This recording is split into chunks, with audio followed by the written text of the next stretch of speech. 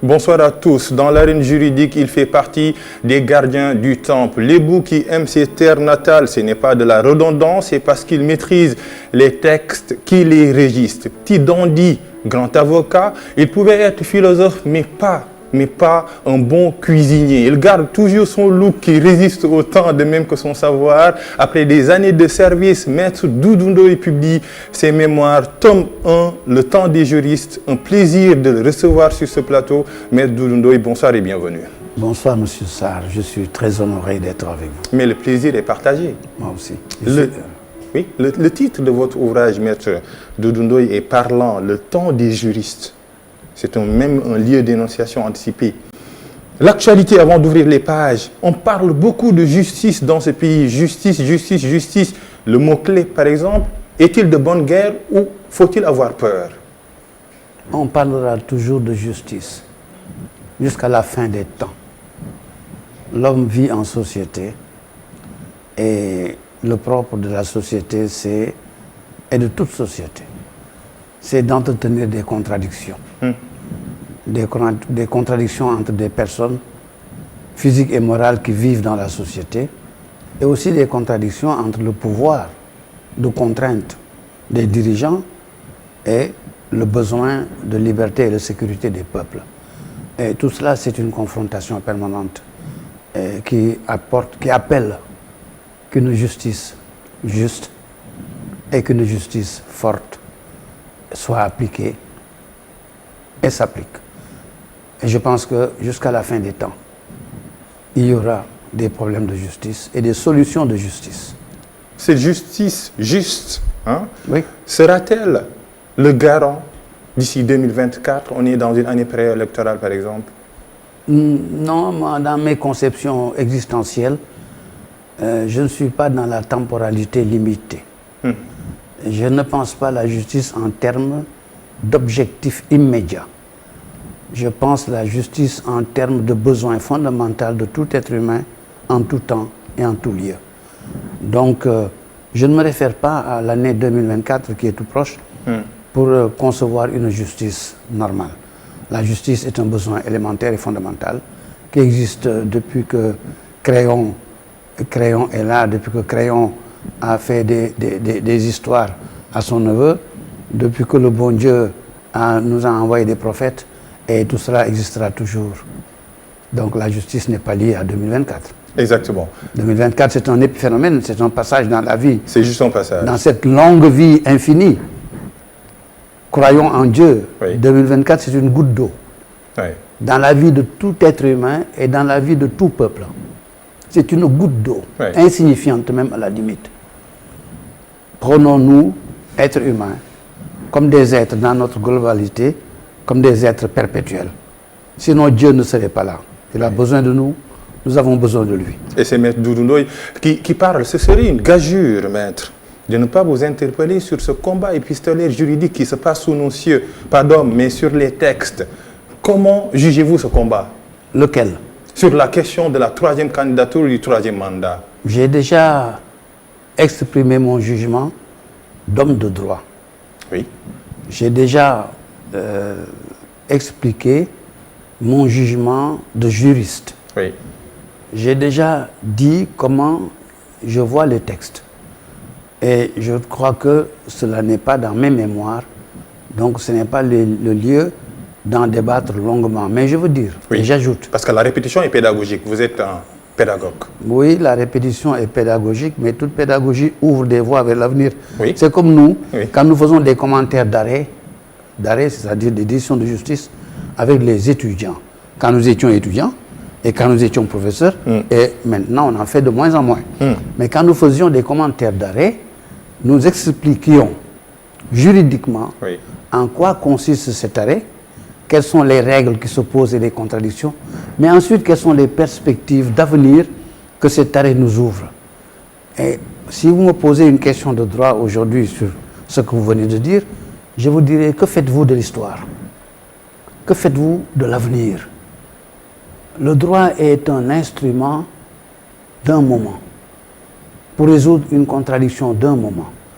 Mais le droit est-il, dans ses solutions, la porte de l'avenir total. Oui. Pour un être humain et pour une société, envisagez toujours l'avenir, la nécessité de l'histoire.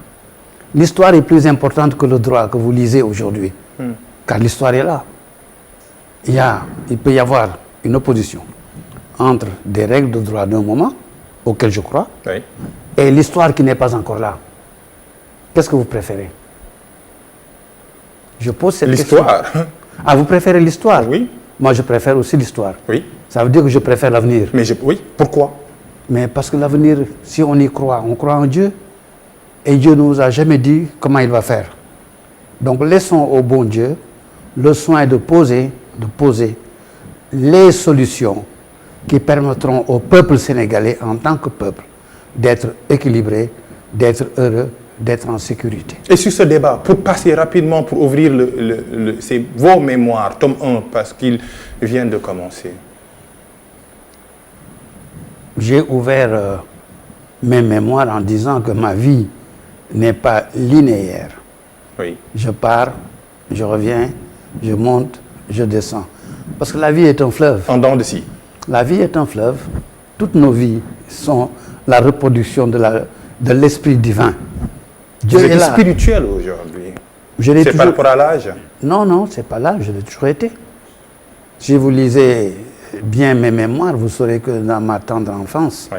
je suis né dans un milieu et à côté d'un grand baobab où il y avait bien des choses. Vos pinches de Tchedem. Ah oui, où il y avait bien des choses sous le baobab. Oui. Notre pangol est là-bas, notre âme. Je suis comme on dit en Wolof, c'est tout ce mundoï. Et chez nous, nous avons notre rap, notre esprit qui s'accommode avec Dieu ou auquel Dieu s'accommode. Et cet esprit nous envahit, cet esprit nous protège, cet esprit nous inspire. Avant d'être juriste, j'étais seulement, et je reste, et je demeure un être humain, un Sénégalais, lébou de Dakar. Mais Sénégalais, j'affirme, lébou de Dakar.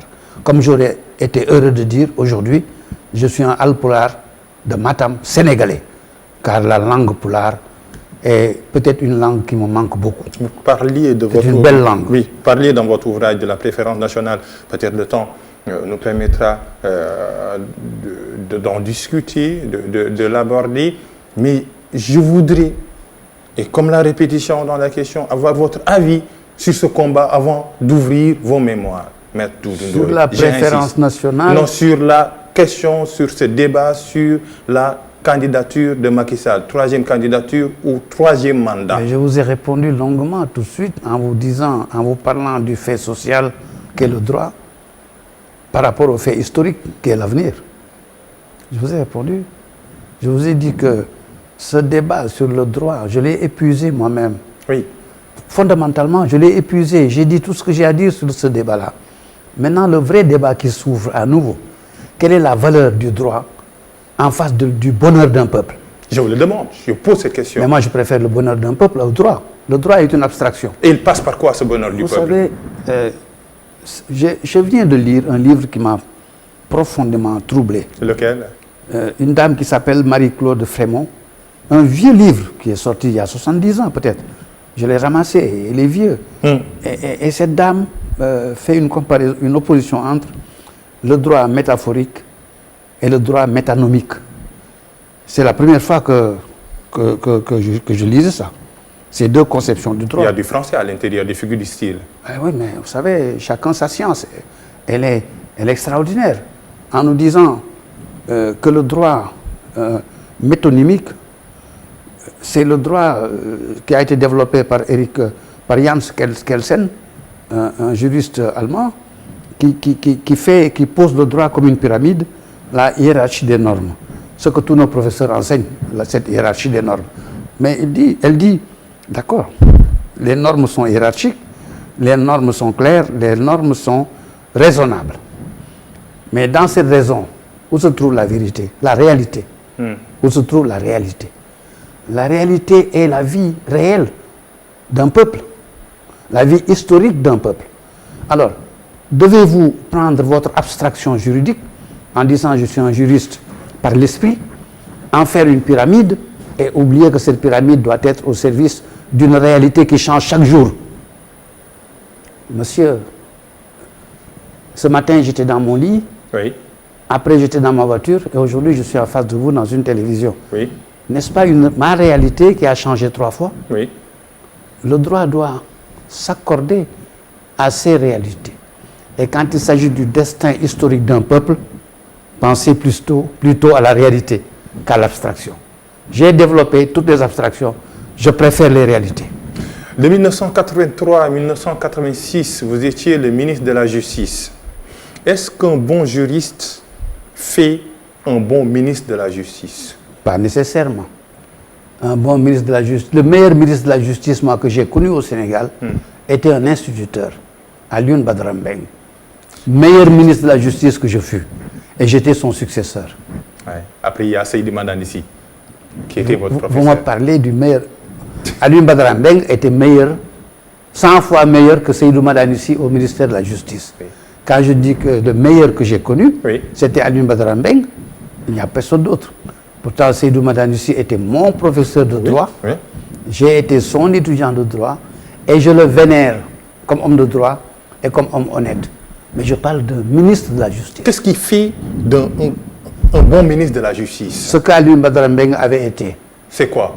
Quelqu'un qui est calme, quelqu'un qui sait écouter, quelqu'un qui sait ne pas paraître, alors que moi je savais paraître. J'étais jeune, c'était logique, c'était légitime. Avec votre Jaguar? Oui, oui, avec ma Jaguar, avec mes costards, avec mon beau langage, parce que j'étais jeune. La mise est toujours là, elle est sur le frontispice. Hein? Parce que j'étais jeune. Mais là, j'ai passé par là. Parce que j'étais plus jeune. Alors, le bébé, il vit comme un bébé. Ouais. Le garçon vit comme un garçon. Le jeune dandy vit comme un jeune dandy. Le père et le grand-père doivent vivre comme un sage. Chacun son époque. Oui. Et Alioune Badara Mbengue, quand il était ministre de la Justice, il avait atteint la sagesse. Et un ministre de la Justice doit être un homme qui atteint la sagesse, qui ne rentre pas dans des conflits à titre personnel, qui ne montre pas son esprit partisan, qui peut prendre du recul et qui peut prendre de bonnes décisions. Alioune Badara Mbengue était meilleur que moi.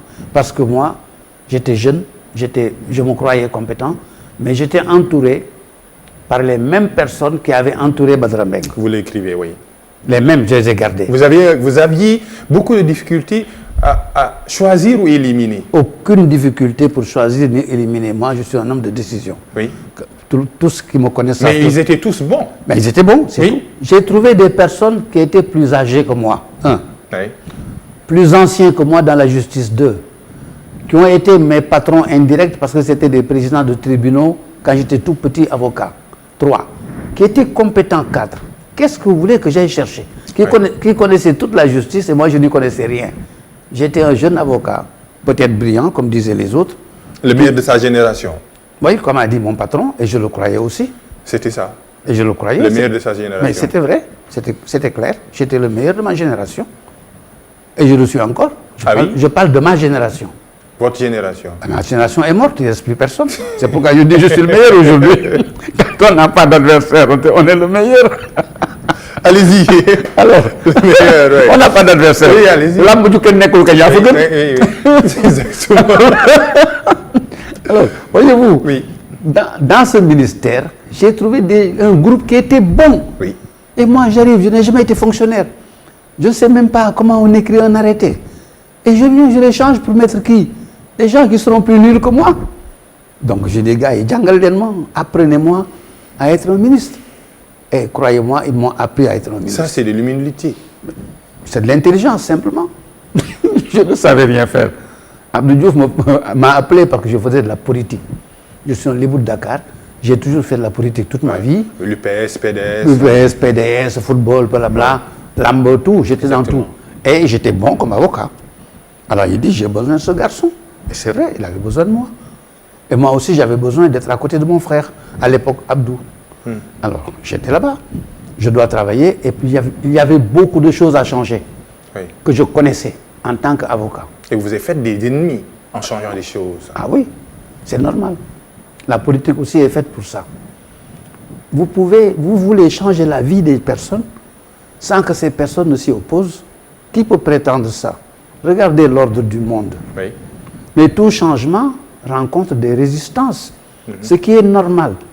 Vous savez, quand Alexandre le Grand est arrivé, c'est de la mythologie, hein, quand, semble-t-il, il était arrivé aux portes d'Athènes, un certain Diogène Laërte était là assis, et puis Alexandre, avec ses chevaux, ses armures, ses épées, son armée, se met en face de Diogène Laërte.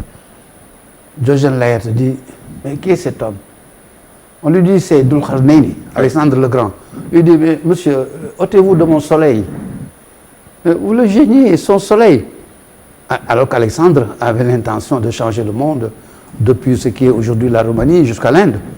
Et lui, il ne s'occupait que de son soleil. Mais quand vous voulez changer la vie de quelqu'un... Personnage très présent dans le Coran. Mais oui, Dulkarneini. Quand vous voulez changer la vie de quelqu'un, ou de quelques-uns, ou d'un peuple, c'est normal que ce peuple résiste, parce qu'il ne sait pas où vous voulez le mener. Moi, je suis dans mon lit, je dors tranquille, je me dis, hey, levez-vous. Pourquoi je me lève? Mais parce qu'il y a des poux qui sont dessous, je ne les vois même pas. Mais celui qui voit venir les poux, les mattes, les teignes, et il vous arrache de votre lit, et vous dites pourquoi? Mais quand les poux, les mattes, les teignes ont été tués, vous lui direz merci. C'est le propre de la vie, il faut l'accepter. Mais attention aux tisserands politiques qui ont dividé votre pagne, c'est votre expression. Non, ça c'est une métaphore. Oui.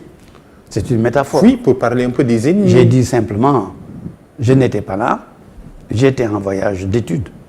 J'étais parti en Allemagne pour apprendre l'allemand et la philosophie de cette langue et vivre un peu avec ce peuple que j'avais connu quand j'étais étudiant. Parce qu'étudiant à Montpellier, nous allions chaque année à Heidelberg, en Allemagne, pour faire quelques échanges intellectuels. Je ne parlais pas l'allemand à l'époque. Oui. Mais eux, ils parlaient un peu français. Et puis on faisait de la culture.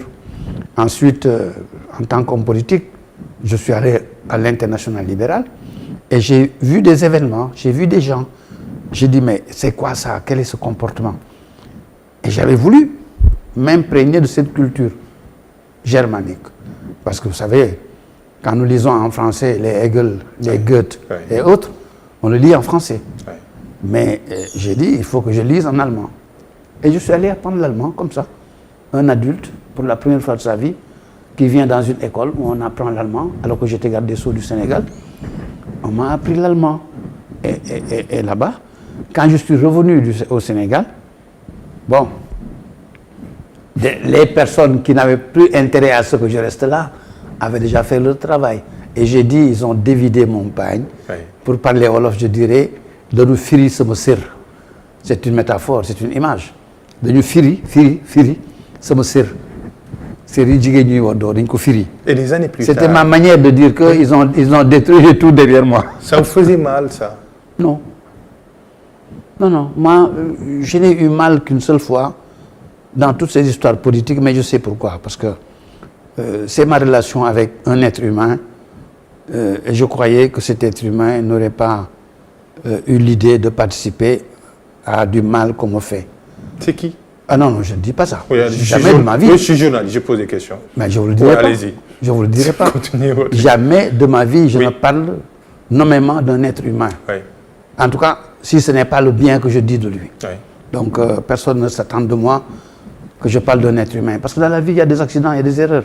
Quelqu'un même peut vous faire du mal parce qu'il croyait vous faire du bien ou parce qu'il croyait faire du bien à un autre, un bien supérieur. Moi, j'apprends à comprendre. Mon père a été comme ça. J'ai assisté à des choses qu'on a fait à mon père sous mes yeux. Jamais il n'en a parlé de ma vie. Jamais il a montré la misère dans ses yeux. Alors, moi, j'ai été éduqué. Et je sais l'éducation que j'ai reçue. Je sais pardonner. Je sais oublier. Croyez-moi. Je pardonne. Écoutez, quand j'ai dit tout à l'heure, je suis le meilleur de ma génération. Vous rigolez, je dis, mais je suis le meilleur parce qu'il n'y a plus personne. Vous ne croyez pas que ça, c'est un don de Dieu de pouvoir dire ça? Et quand Dieu vous fait ce don, vous gardez dans votre cœur de la haine ou de ceci à l'égard des gens. Mais il faut leur pardonner. Jésus nous a montré la voie. Je suis musulman. Mais dans le Coran, Jésus et sa mère sont bien cités. Et ce sont les prophètes. Jésus nous a montré la voie. Père, mon Père, pardonne-leur, ils ne savent pas ce qu'ils font. Vous savez, nous avons reçu toutes les leçons. Et le bon Dieu est au-dessus de nous. Il faut pardonner. Il faut savoir pardonner. Quand on vous a remercié en 1986, vos enfants ont jubilé. Ah oui. Ça fait rire quand on ouvre ces pages et on lit ces lignes. Vous savez, avant d'être ministre de la Justice... Vivement, mon père a été élu. Avant d'être ministre de la Justice, j'étais un avocat connu, reconnu, ayant un grand cabinet, ayant beaucoup d'avocats, collaborateurs dans mon cabinet. Il n'y a jamais eu au Sénégal un seul avocat qui a formé autant d'avocats que moi-même. Il n'y en a pas au Sénégal. Je dis autant. Ici, on ne parle pas de votre génération. C'est général. Je parle de former des avocats. Former des avocats. Moi, formateur. Oui. Le nombre d'avocats que j'ai formés au Sénégal, personne ne m'a atteint. Or, depuis presque 12 ans, je n'ai plus formé. 12 ans. Oui, je n'ai plus formé. Depuis 12 ans, je n'ai formé personne. Alors que toutes les personnes que j'ai formées, que j'avais formées, quand on les compte, personne n'a atteint mes statistiques. Alors, je peux vous dire que j'avais un grand cabinet. Je gagnais parfaitement ma vie, très très bien. Et quand on m'a appelé au ministère de la Justice, j'étais là-bas. Je servais mon peuple, je servais mon président. Je servais un idéal. Je servais ce à quoi je croyais.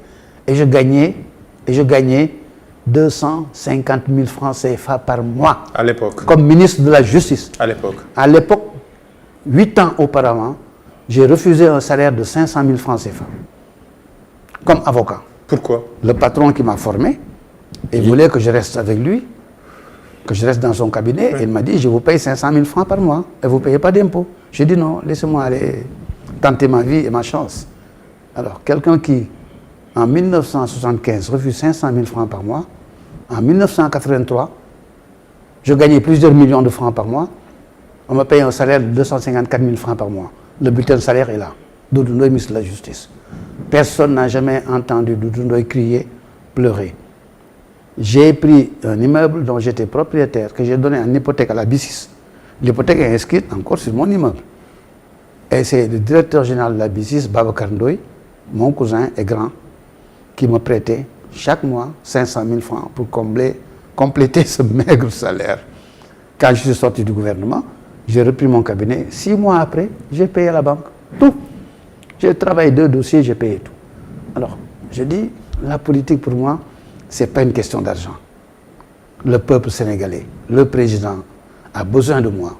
Dans mes perspectives, la manière dont je vois ce Sénégal, je me sacrifie. Point, au revoir. Voilà comment j'ai vécu toute ma vie et que je vis encore aujourd'hui.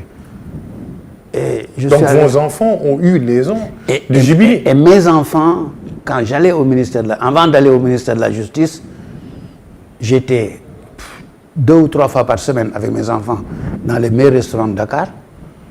Dès que j'avais 15 jours de libre, je les mettais dans les avions. On allait à Las Palmas, on allait au Maroc, on allait à Ifrane, on allait partout. On louait une voiture à Casablanca, on faisait le tour du Maroc. On était dans les beaux restaurants, les hôtels et tout. Mes enfants étaient heureux. Mes filles sont là, elles sont 3. Elles ont vécu ça. Alors mon fils était tout petit. Ouais. Et il n'était pas concerné, il ne savait même pas de quoi y retourner. Ouais. Alors je suis allé au ministère et je croyais que ça allait. Ben, quand je devais quitter le ministère, je le savais que je devais quitter le ministère. Je dis aux enfants, alors, mais tel, par les noms, hein. Alors, qu'est-ce que vous préférez de votre père, avocat ou magistrat ou ministre? Oui. Ah non, papa, on préfère que tu sois avocat. Parce que quand tu étais avocat, tu étais toujours avec nous, tu nous amenais au restaurant, tu nous faisais voyager. Mais depuis que tu es ministre, on ne te voit plus. Oui. Hein? Il faut quitter ça. Je dis, bon, écoutez, je vais aller voir monsieur le président Abdou Diouf et lui demander de me libérer. Je venais de le voir, hein, je savais le matin que c'était fini. Alors, à midi, j'ai dit ça à mes enfants, ça leur dit que c'est fini. Oui. Je leur dis, je vais aller voir cet après-midi le président de la République. Et s'il me libère, je vous le dirai. Et puis le soir, je leur dis, venez regarder la télé. Les enfants regardent la télé. Article 1er, vous savez, à l'époque, on disait, vu la Constitution, vu les articles blablabla, vu les articles blablabla. Article 1, il est mis fin à la fonction de ministre de la Justice. Tout le monde saute, tout le monde danse, tout le monde me saute dessus. Alors, voilà, et j'étais content. Pourquoi? Parce que, vous savez, au Sénégal et dans beaucoup de pays pauvres, entre guillemets, hein, je dis pauvres entre guillemets, pauvres en esprit, pauvres en politique, quand quelqu'un rentre dans un gouvernement, on croit qu'il a tout. Oui. Croyez-moi. Ouais. Beaucoup de ministres d'aujourd'hui n'ont pas grand-chose. Ah, oui. Le peu qu'ils ont, ils le donnent aux militants. Les militants n'ont pas de quoi manger. Le Sénégal est un pays où les gens n'ont rien. Moi, tout ce que je donne à mes parents, ils le savent. Tout de suite, je téléphonais à quelqu'un quand je rentrais ici. Oui. Mais cette personne, je l'ai appelée. C'est un neveu. Parce que tout mon quartier, j'entretiens tout mon quartier, tout mon pinche de Tchedem. Pas entretenir tous les jours, mais je les supporte, je les aide, je les soutiens parce que c'est normal. Quand on est dans une société africaine, sénégalaise, musulmane, et que vos parents vous entourent, et que vous avez la chance d'avoir plusieurs millions, eux, ils n'ont rien. Oui. Vous les regardez? Non. Votre devoir est de les assister, votre devoir est d'être avec eux, de les aider à s'en sortir, d'aider leurs fils à avoir du travail, d'être souvent avec eux, pour qu'ils vous prennent comme exemple et comme modèle, et que leurs enfants aient le courage de se battre. Alors, quand on rentre dans un gouvernement, on est exposé à ça. On est exposé. Il n'y a pas un homme riche qui soit ministre aujourd'hui, dont les parents étaient riches, dont les grands-pères étaient riches, il n'y en a pas au Sénégal. Donc, si vous avez fait des études par le sacrifice du peuple et qu'on vous met dans une grande fonction, vous ne tournez pas la tête pour voir ceux qui sont derrière.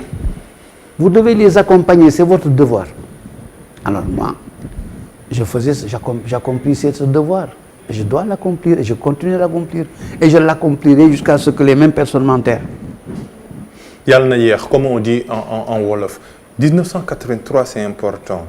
Vous êtes nommé ministre dans un gouvernement de transition. Hein? Mais vous décrivez un épisode dans cet ouvrage. 1983, Abdoulaye Wade fut arrêté. Quelle est la responsabilité d'un ministre de la Justice quand un opposant politique est arrêté? En principe, rien. En principe. En tout cas, pas moi. Je n'avais aucune responsabilité et aucun ministre de la Justice ne doit se rendre responsable.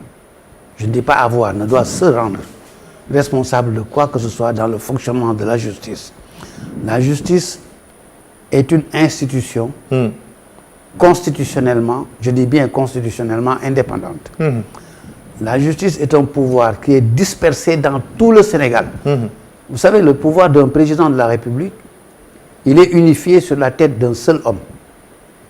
Le pouvoir législatif de l'Assemblée nationale est dispersé sur la tête de 140 ou 150 personnes seulement. Le pouvoir judiciaire est dispersé sur la tête de milliers de personnes. Magistrats dispersés dans tout le Sénégal. Oui.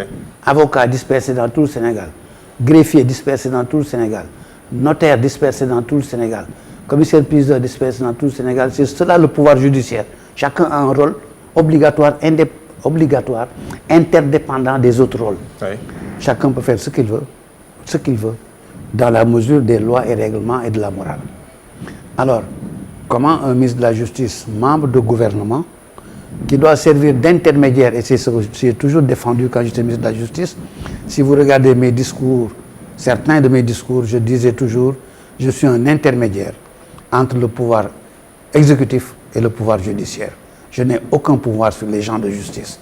Mais je fais en sorte que les décisions du pouvoir exécutif et les décisions du pouvoir judiciaire, du pouvoir législatif, que le pouvoir judiciaire doit appliquer, soient appliquées.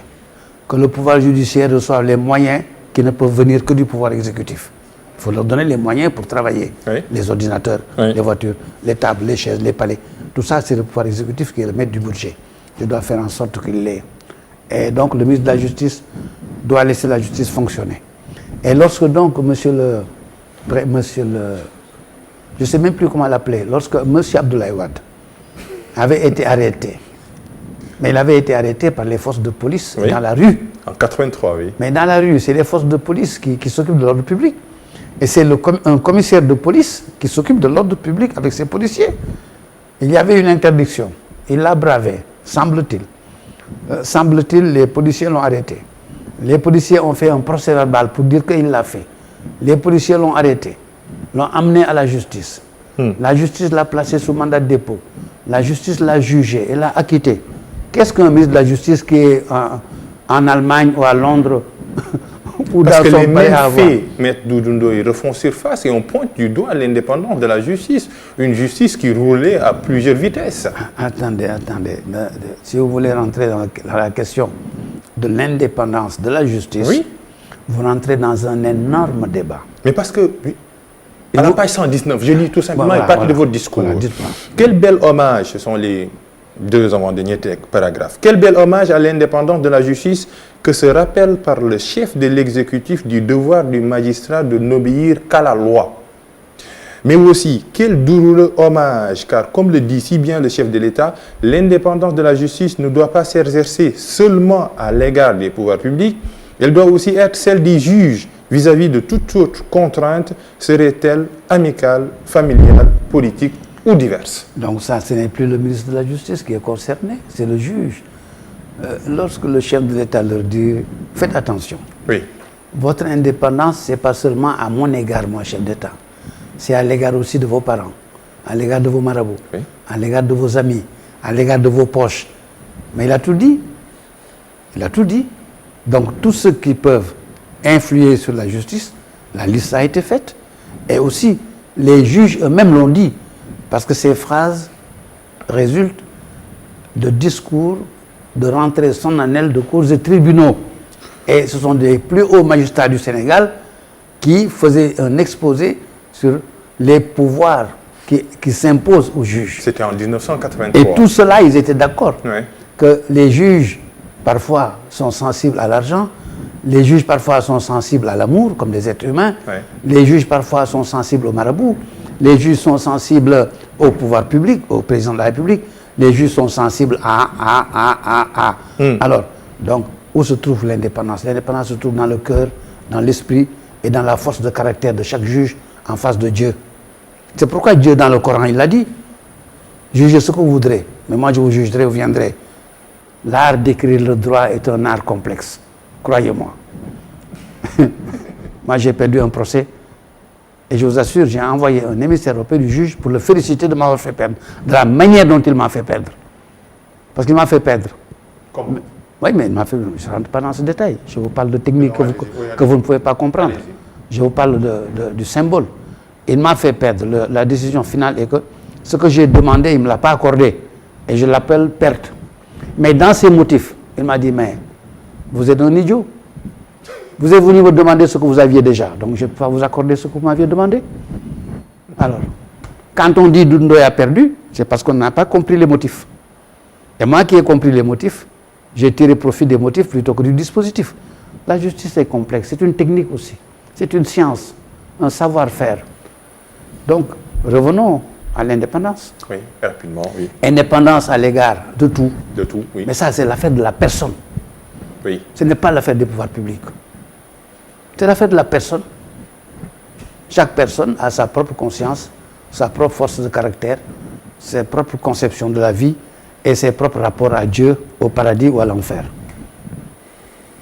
Vos mémoires, écrire ces mémoires, une sinécure ou bien une tâche facile? Non. Parce que vous commencez en 1968, hein, comme j'étais. J'étais comme un footballeur mal à l'aise sur un terrain de football. Je dis bien mal à l'aise parce que je voulais terminer le match sans honte, même si je perds. Parce qu'on peut perdre un match sans honte comme on peut le gagner avec honte. Ceux qui ont été sur le terrain le savent bien. Alors je voulais terminer le match, gagner ou perdre, mais sans honte. Donc je me faisais plaisir. Tel jour, j'écrivais 4 lignes. Je les découpe au ciseau, je vais les coller sur une partie de ce que j'avais déjà écrit. Et c'est comme ça que je faisais chaque jour, selon l'idée qui me passe par la tête. Et j'ai eu beaucoup de peine à savoir par quoi commencer. J'aurais pu dire, je m'appelle Doudou Ndoye, je suis né le 4 août 1944 à tel endroit. Un jour, 2 jours, 3 jours, 4 jours, 5 jusqu'à maintenant. Ça, je ne sais pas le faire parce que je n'ai jamais tenu, comment on appelle, un journal intime. Donc je ne sais pas le faire. J'ai dit, mais par quoi commencer? Quoi dire? Puis, chaque matin, je me dis quoi dire. Et puis ce que je pense dire, je l'écris. Un mois après, je découpe, je colle. C'est comme ça que j'ai fait jusqu'à livrer ce que je crois pouvoir livrer, mais sans rentrer dans le secret des personnes. Oui, c'est ça. C'est important. Le secret des personnes, mes secrets, sont nécessairement les secrets d'autres personnes. On n'est pas seul sur la terre. Tout ce que vous le faites avec quelqu'un ou avec quelques-uns. Quand vous pensez que c'est vous, vous vous trompez. Vos enfants comptent, votre épouse ou votre mari, vos amis, vos ennemis, vos adversaires, tout le monde compte dans la vie. Et la particularité, la grande particularité de notre nation. Oui. Moi, je dis la nation sénégalaise, je ne dis pas le peuple sénégalais.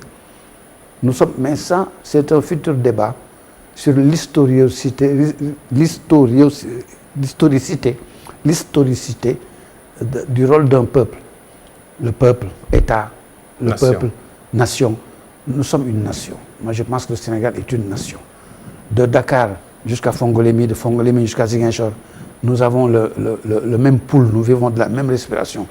Nous nous mélangeons. Alors, vous, Sarr, tout à l'heure, je vous demandais d'où venez-vous, qui êtes-vous? Mais vous venez de Louga. Oui. Mais moi aussi, je viens de Louga. Et pourquoi pas? Oui. Parce que mon grand-père est du Cayor. Oui. Il est venu à Dakar, il n'était pas lébou. On lui a donné une femme lébou. Alors, je viens d'où? Mon grand-père est né à Sagata. Oui. Après, il est allé s'installer à Koki. Après, avec son baluchon, il est venu à Dakar. Mais c'est tout le monde. Oui. Et nous parlons tous la même langue. Nous avons tous les mêmes parents, les mêmes amis. Alors, je passe mon temps à écrire sur vous, M. Sarr, alors que votre épouse est la cousine de mon épouse. Alors que vos enfants fréquentent les mêmes écoles que mes enfants. Le Sénégal est un mélange. Quand nous allons dans les décès, quand nous allons dans les mariages, c'est là où on se rend compte que nul n'est isolé au Sénégal. Donc, évitons de blesser un Sénégalais dans son honneur, dans sa culture, dans son intimité, dans les choses belles ou mauvaises dont il a le secret. Ouais. Chacun a ses propres secrets. Forcément. Senghor disait, nous avons tous notre coin de cœur en France. J'en ai parlé un peu, j'ai dit une petite phrase comme ça. Nous avons tous notre coin de cœur quelque part, que ce soit le cœur, l'esprit ou la raison. Et il ne faut pas violer le secret des confidences. Je vais finir rapidement, petit minute, parce que c'est un débat qui m'interpelle en tant que locataire, je le dévoile, c'est la question des bailleurs et locataires. Question réglée depuis 1984, quand je parle de régler, c'est par rapport à la loi, mais un phénomène qui persiste jusqu'à nos jours. Comment comprendre ce touille-bouillu? La question qui se posait en 1984, que j'ai eu l'honneur d'avoir réglé en tant que ministre de la Justice, et celle qui se pose maintenant, les deux questions sont différentes. Parce que ce qui a été réglé en 1984 n'a pas changé, elle est toujours là, et personne ne l'a contesté. En 1984, on se trouvait devant la liberté économique, la liberté juridique. Lorsqu'un propriétaire voulait augmenter son loyer, le locataire refusait, il écrivait un congé, un papier qu'on appelle congé. Monsieur, dans 6 mois, vous quittez ma maison. C'est tout, sans aucun motif. 6 mois après, vous quittez, il fait venir un autre locataire avec un nouveau loyer. Ou bien vous acceptez de payer le loyer qu'il avait demandé et vous restez. Alors, nous avions voulu seulement résoudre ça. Et puis aussi, il y avait des locataires qui restaient dans les maisons, qui ne payaient pas non plus. Il n'y a pas que le propriétaire qui a tort. Oui, oui. La plupart des locataires ont tort aussi. Oui. Vous louez, vous restez 2 ans, vous ne payez pas. Vous sortez, vous allez ailleurs, vous restez 1 an, vous ne payez pas. Bon. Donc il faut équitablement solutionner. Droite et gauche vont ensemble, les deux mains. Le droit, c'est l'obligation. L'obligation, c'est le droit de l'autre. Alors nous avons fait que aucun propriétaire ne peut plus faire du chantage au loyer pour sortir quelqu'un, en mettant une loi qui permet de protéger le locataire contre le propriétaire qui veut récupérer. Oui.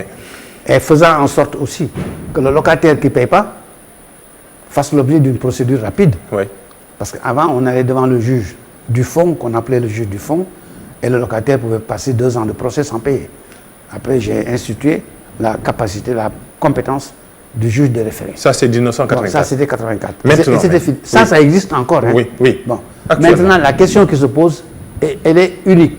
Laquelle? Le peuple sénégalais dit, les loyers sont trop chers. Oui. Il faut les baisser. Oui. Ce n'est que ça. Les loyers sont trop chers, il faut les baisser. Oui. C'est la question qui se pose. Il n'y a pas une autre. Et en ce moment, en 2014, Monsieur le Président de la République, l'Assemblée nationale a voté une loi. Oui. En 2014, suivi de 2 décrets du Président de la République pour dire baisse des loyers, pourcentage ceci, pourcentage cela. Catastrophe. Et moi, j'ai fait un livre de 214 pages pour démontrer que cette loi-là et ces décrets-là ne s'appliqueront jamais. Pourquoi? Mais c'est trop compliqué, ça vous fait 2 heures d'enseignement juridique. Mais vous résumez, par exemple, pourquoi? Parce que on veut savoir. Mais Vous n'avez pas été à l'université aussi longtemps que moi, monsieur. Non. Je vous assure, aidez-moi. Je ne peux pas parler de ça. Il faut faire 50 années de droit comme moi pour comprendre ce que je dis. Donc, il faut un enseignement de 2 heures. Mais parce que les locataires Parce sont que des je n'ai pas Sénégalais voulu qui- dire à la télévision. Ce n'est pas le lieu pour vous apprendre. Allez-y. Pour vous apprendre 50 années de droit. Prenez le livre. Je vous renvoie à mon livre. D'accord. Je l'ai appelé l'économie et le droit du bail, des loyers du bail à usage d'habitation. Le droit, l'économie, si vous voulez même, je vous l'offre. Il doit Avec en- une dédicace, oui. Il doit en rester un ou deux. Hein, je vois pas, si je cherche bien, je vais en trouver un qui reste pour vous. Oui. C'était en 2014. ouais. J'ai démontré dans un livre de 214 pages que cette loi n'est pas applicable. C'est du droit technique qu'on enseigne dans les universités 2 heures de temps ou 6 mois. Je ne peux pas vous en parler ici, dans cette technicité, mais je vous dis, j'ai écrit le livre. Oui. Alors, j'ai écrit le livre, je l'ai démontré. Et cela n'a jamais été bon. Et tout récemment, Monsieur le Président de la République a dit lui-même, ah, les histoires de loyer, hein, ça ne marchera pas. Il l'avait dit, il l'a dit. Et puis ensuite, les locataires, les associations, les groupes de pression ont commencé à parler. Il a dit, je fais une réunion. Mais en même temps, lorsque la question généralisée des prix s'est posée, parce qu'avec le Covid-19, on est arrivé aujourd'hui, après le Covid-19, à une augmentation généralisée des prix. Oui. Des prix de tout. Oui. Alors, en même temps, ils ont mélangé la question des loyers avec ça. Et Monsieur le Président de la République a dirigé une commission nationale. Ça ne fait pas longtemps quand même, ça fait 3-4 mois. La loi doit entrer en vigueur ce mois-ci. Alors la question... Non, attendez. Je ne sais pas ce qui rentre en vigueur. Oui, janvier, la baisse du loyer. Attendez, doucement. Oui. Vous avez vu un texte qui a baissé les loyers pour entrer en vigueur ce mois-ci? Parce que vous avez dit entrer en vigueur cette loi. Devrait. Devrait. Ben, devrait, vous avez dit. Oui. Mais moi, devrait n'existe pas chez moi. Je suis un juriste. C'est le conditionnel. Mais devrait, c'est de la sociologie, Ouais, monsieur, allez-y. c'est pas du droit. Ouais, allez-y. Moi, un devrait ne me conditionne pas. Allez-y. Devrait, c'est un vœu pieux. Devrait, c'est le conditionnel. C'est pour prendre des pincettes. Ah, mais rien n'entre en vigueur dans une société humaine si ce n'est pas une loi rigoureuse. Rien. Je dis bien affirmatif, rien. Donc rien ne va changer. Non, je n'ai pas dit rien va changer. Écoutez-moi bien, j'ai dit Allez-y. rien ne rentre en vigueur dans une société si ce n'est pas par une loi qui s'applique. Oui. C'est tout. Oui. S'il y a une loi, on verra son application. Oui. Il y avait une loi, j'ai démontré que cette loi n'est pas bonne. Mais ça, techniquement, on vous l'apprend dans une université. Vous n'êtes pas le juriste devant le professeur pour 2 heures de temps. Qui a écrit le contraire? Vous ne le verrez pas au Sénégal. Aucun Sénégalais n'a écrit le contraire de ce que j'ai mis dans mon livre. Je vous le dis, que quelqu'un le dise, qu'il l'a fait. Ça ne suffit pas, non? Aucun Sénégalais, quel qu'il soit, Oui. n'a écrit le contraire de ce que j'ai dit dans mon livre. Alors si aujourd'hui, la question revient Oui. et que le chef de l'État rassemble des personnes pour parler des loyers et d'autres choses, mais au moins au niveau des loyers, qu'on dise, mais Doudou Ndoye, quel est votre avis maintenant, à nouveau? Et c'est le minimum dans une société civilisée. Quand vous allez en France, quelqu'un qui est le seul à écrire un livre technique dans un domaine, les gens se réunissent autour de ça sans l'appeler. Vous ne le verrez jamais aux États-Unis, ni en Allemagne, ni en France, ni au Japon.